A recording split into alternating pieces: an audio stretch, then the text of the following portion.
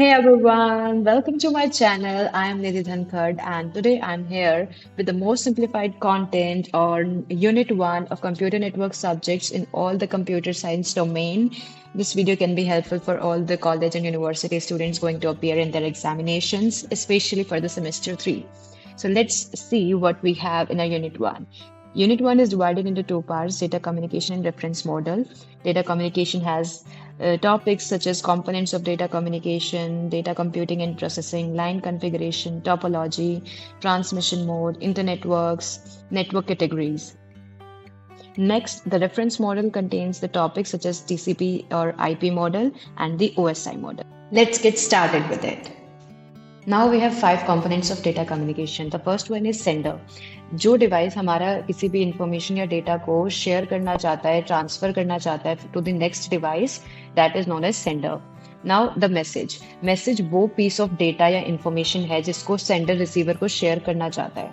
Okay, let's suppose this is the piece of information sender wants to share to the receiver. So this piece of information is known as message. Starting with data communication. तो data communication basically उस process को कहते हैं जो data को एक device से दूसरे डिवाइस तक ट्रांसफर करने के लिए यूज होता है over a network through any kind of transmission medium which can be a cable, internet, wifi, any such kind of thing. Medium is the path और द चैनल जो मैसेज ने follow किया है to go from sender to receiver. So the path followed by the message to get transmitted from sender to receiver is the medium. Protocols वो set of rules होते हैं जो ये ensure करते हैं कि डेटा किस तरह से ट्रांसफर होगा over the network. So these were the components of data communication. Now we have data computation and data processing. Data computation वो प्रोसेस है जिसमें हम बेसिकली मैथमेटिकल या लॉजिकल ऑपरेशन परफॉर्म करके डिजायर्ड डेटा को डिराइव करते हैं. इसमें हम कोई भी arithmetic, logical, searching, sorting, ML इस काइंड ऑफ ऑपरेशंस को परफॉर्म कर सकते हैं and that all comes under the process of computation. Data processing एक ब्रॉडर कॉन्सेप्ट है. इसमें हम डेटा को स्टोर कैसे स्टोर कर रहे हैं, कैसे मैनिपुलेट कर रहे हैं, उस पर क्या ऑपरेशन परफॉर्म कर रहे हैं, फिर उसके बाद जो डेटा आ रहा है उसको भी कैसे स्टोरेज कर रहे हैं, डेटा को कैसे रिट्रीव कर रहे हैं बाद में स्टोर करने के बाद. तो ये सारा जो डेटा के साथ काम किया जा रहा है वो सब डेटा प्रोसेसिंग के अंदर आता है. डेटा प्रोसेसिंग का जो कंप्लीट प्रोसेस है वो कुछ ऐसा दिखता है कि सबसे पहले हम पूरे डेटा को कलेक्ट करते हैं एक जगह पे. After collecting the data we organise it well. कोई भी डुप्लीकेट फाइल्स है, कुछ एक्स्ट्रा है तो हम उसको डिलीट करते हैं. After organising we input that data into the processing system for further processing. अब प्रोसेसिंग सिस्टम उसको प्रोसेस करेगा अच्छे से. प्रोसेस करने में क्या इंक्लूड होता है? The computation part. जो भी मैथमेटिकल ऑपरेशन, जो भी हमें उसमें ऑपरेशंस परफॉर्म करने हैं वो सब हमारे प्रोसेसिंग वाले स्टेप पे परफॉर्म होते हैं on that data. And after that processing हमारे पास एक आउटपुट आता है and for that output now we are storing. वो आउटपुट अब हम स्टोर कर रहे हैं अपने कंप्यूटर में. सो जो ये पूरा प्रोसेस है to collect data, organise it, process it and then store the output of that processing, this whole process is known as data processing. So data computation is a part of data processing. Computation is only the part which handles the operations, the operations to be performed on the data, and processing refers to whole organizing, manipulation, storage, everything of that data. Now data processing four types की होती है. The first one is the batch. Batch processing में क्या होता है कि हमारा data groups के अंदर सेट टाइम्स पे प्रोसेस किया जाता है. रियल टाइम प्रोसेसिंग में हम इंस्टेंटली प्रोसेस कर देते हैं जब डेटा जनरेट होता है. लेट सपोज अभी डेटा हमारा जनरेट हुआ और एट दैट सेम टाइम हमने उसको प्रोसेस करके रिटर्न कर दिया. ऑनलाइन प्रोसेसिंग में क्या होता है कि आप इंटरैक्टिवली जो यूज़र के साथ रियल टाइम में डेटा को प्रोसेस करके वापस करते हो. जैसे आपने कोई भी ऑनलाइन वेबसाइट पे अपना कैलकुलेटर में वैल्यूज डाली, वो on the real time same time पे आपको डेटा प्रोसेस करके दे देता है. तो that is online data processing. And the distributed data processing, it means that multiple computers का हम यूज़ करते हैं सेम डेटा को प्रोसेस करने के लिए at the same time. Line configuration basically refers कि आपके डिवाइसेस ओवर अ नेटवर्क कैसे कनेक्टेड है, कैसे अरेंज्ड है. So arrangement of devices over a network is known as line configuration. Line configuration further two types की होती है, point to point and multi point. Point to point में सिर्फ दो डिवाइसेस होते हैं and they have a direct and solid connection through a transmission medium. और इस अरेंजमेंट में कोई भी थर्ड डिवाइस नहीं एंटर कर सकता। In multi-point line configuration, we have various devices जो कि same connection link के साथ connected होते हैं। In this kind of line configuration, one device can send data at a single time। सभी devices एक साथ data send या receive नहीं कर सकते, सिर्फ एक device data send करेगा and rest of them will receive that। Now, multi-point line configuration is divided into two parts, or you can say types, spatial and the temporal। spatial में क्या होता है कि जो हमारे devices ने link share किया है एक दूसरे के साथ, वो same time पे receiving and sending कर सकते हैं। Okay, so that is special. Temporal multipoint line configuration में जो कनेक्शन लिंक है वो सेम टाइम पे सभी एक्सेस नहीं कर सकते हैं, उन्हें टर्न बाय टर्न डेटा को सेंड या रिसीव करना पड़ता है। This is an example of point-to-point configuration. Here the devices are connected through a single link directly. And this is an example of point-to-point configuration topologies. It basically is a layout of how your network is arranged with the devices and connections.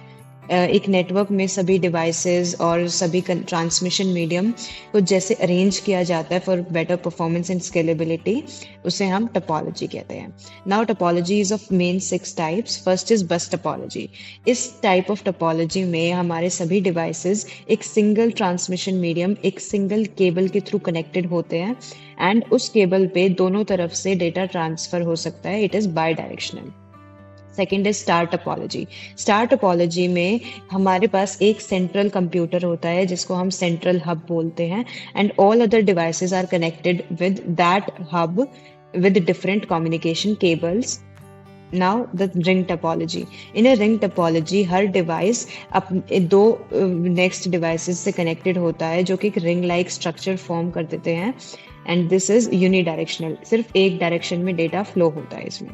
Now mesh topology. Mesh topology में हर एक device, हर एक computer दूसरे computer से connected होता है through a different cable and this is a mesh topology.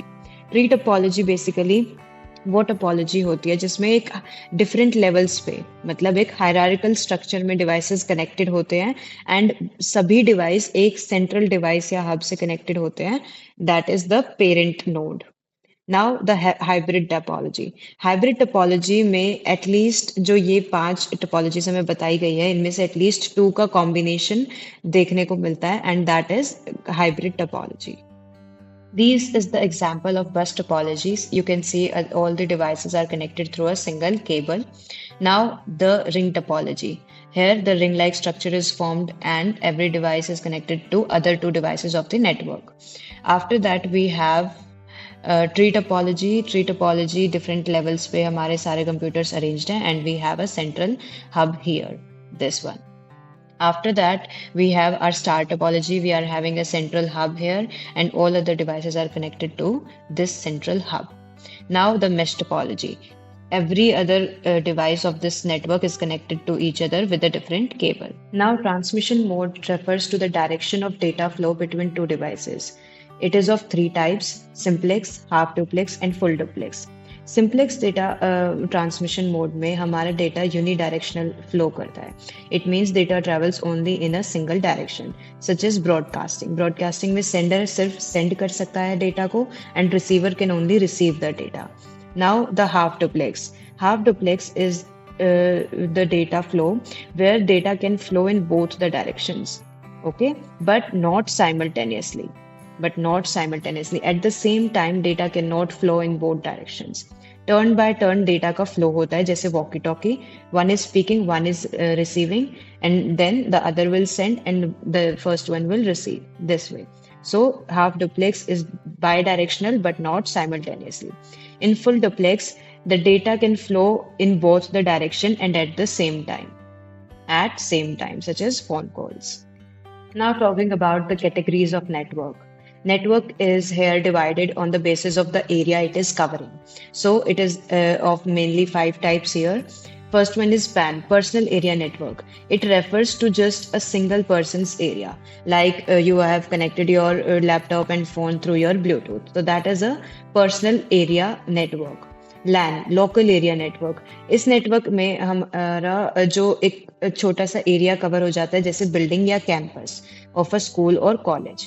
So small geographical area is covered. Metropolitan area network में हमारी एक सिटी कवर हो जाती है with in this network.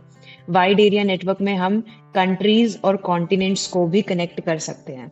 Okay, data sharing country और कॉन्टिनेंट्स के बीच में भी हो सकती है और विद इन भी हो सकती है। इसका एक अच्छा एग्जाम्पल है हमारा internet. Now can, campus area network, ये एक कैंपस में मल्टीपल बिल्डिंग्स को कनेक्ट करने के लिए यूज होता है। So multiple buildings can be connected within a campus. Now our last topic of data communication section is internetworking. Internetworking basically is the process जिसमें हम एग्जिस्टिंग नेटवर्क्स को connect करके एक लार्ज नेटवर्क क्रिएट करते हैं। Okay, connecting multiple existing networks to form a large network. अब इसमें हम डिवाइसेस के बारे में पढ़ेंगे which are used for internet working, routing, protocols and types of internet working. So first of all, types of internet working. Extranet and internet are the two types of internet working. Extranet में हम private network जो है हमारा, उसका थोड़ा सा section किसी external party के साथ अगर शेयर करना चाहते हैं तो हम एक्स्ट्रानेट का यूज करते हैं। And when we want to share the private network within the organisation, within the authorised users, then we use the intranet, that is intranet internet working. After that we have the routing process.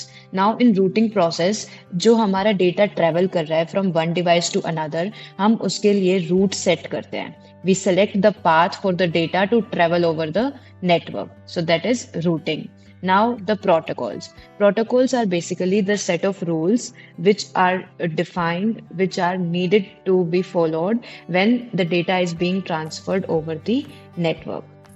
Now we have 5 devices of internet working. The first one is router. Router हमारा ये decide करता है कि हमारा data packet किस path के through travel करके source destination तक पहुंचेगा. Okay, the path is decided by the router for how the data is going to transfer from sender to receiver device. Now the gateway. Gateway, as different networks can have different communication protocols. हमें पता है कि अलग network, कोई भी network अपना different standards रख सकता है, कि हमारे अपने डिफरेंट सेट ऑफ रूल्स रख सकता है to work upon, to work with.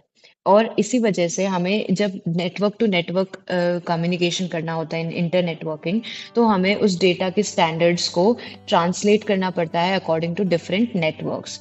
So that translation is done through gateways. Now the function of switch. अब हमें पता है कि हमारे पास ये सोर्स डेस्टिनेशन है, हमें यहाँ तक एक डेटा पैकेट को ट्रांसफर करवाना है, तो हम उसके लिए सबसे एफिशिएंट रास्ता जो है वो कैसे चुनेंगे? तो जो सबसे एफिशिएंट रास्ता चुनने का काम है उस डेटा पैकेट के लिए, वो स्विच करता है. Switch decides the efficient data path for any data packet to transfer या फिर to travel. Okay, now the hub device.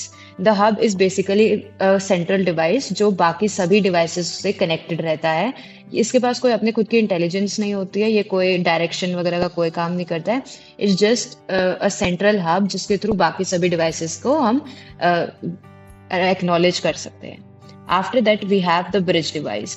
Bridge क्या करता है? हमारे 2 और मोर लैंड्स को, 2 या 2 से ज़्यादा लोकल एरिया नेटवर्क्स को कनेक्ट करता है और एक बड़ा नेटवर्क फॉर्म करता है. Okay, this basically operates on data link layer of the OSI model, which we will be studying later. So these were the 5 devices of internet working. Now we have studied a lot about networks. अब बात आती है कि ये जो networks हैं इनको किस तरह से मैन्युफैक्चर किया जाए, इस्टेब्लिश किया जाए, ताकि ये अच्छे से अपना सारा फंक्शनिंग कंडक्ट कर सके. तो हर चीज़ के लिए हमें सबसे पहले एक आर्किटेक्चर, एक स्ट्रक्चर की ज़रूरत होती है, and then it's implementation. So the reference model is a conceptual layout जो डिस्क्राइब करता है कि हमारा डेटा कम्युनिकेशन किस तरह से परफॉर्म होगा over a network. Okay, conceptual layout, a kind of architecture, a blueprint.